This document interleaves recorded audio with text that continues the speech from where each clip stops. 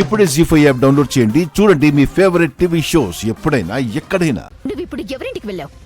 మొత్తం జానకమ్మ గారికి ఆంటీకి చెప్పు, లేదంటే వీడియో చూపించాల్సి వస్తుంది. వీడియో చెప్పు మైథిలి. హే త్రిష, అనవసరంగా రాద్దాంతం చేయకుండా విషయం ఏంటో చెప్పు. చెప్పడానికి ఏముంది సార్? మీ భార్య గారు మనందరి కళ్ళల్లో కారం కొట్టి వాళ్ళ పుట్టింటికి వెళ్ళింది.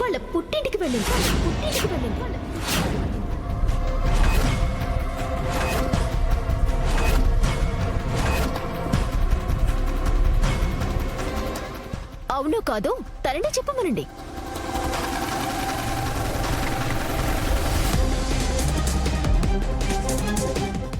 మైథిలి, త్రిష చెప్పింది నిజమా?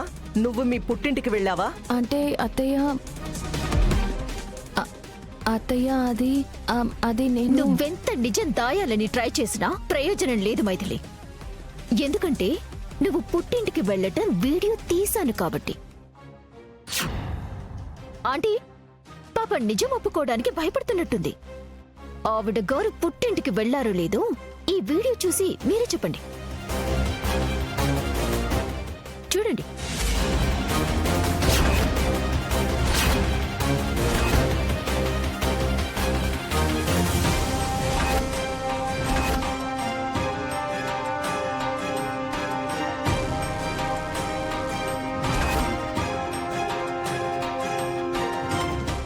ఏమండి,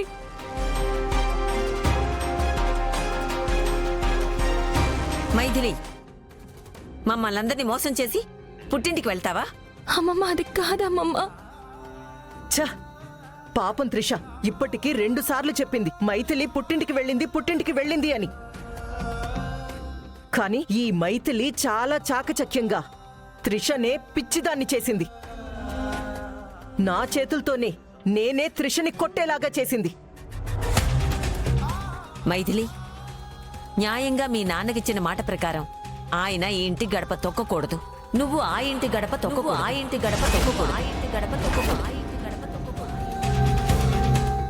మైథిలి, మాట తప్పావు కాబట్టి దీనికి శిక్ష ఏంటో తెలుసా?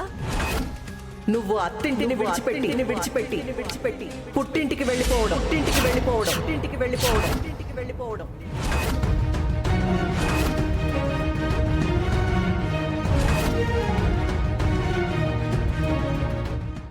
అమ్మమ్మ గారు అసలు ఏం జరిగిందని. నువ్వింకేం చెప్పొద్దు, వినడానికి నేను సిద్ధంగా లేను.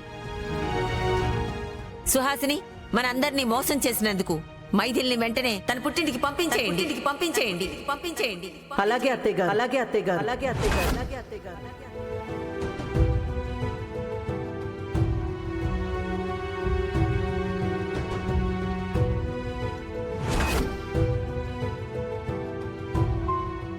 ఈ రోజుతో నీకు ఈ ఇంటికి రుణం తీరిపోయింది. ఇక హ్యాపీగా వెళ్ళి పుట్టింట్లో సెటిల్ అయిపో.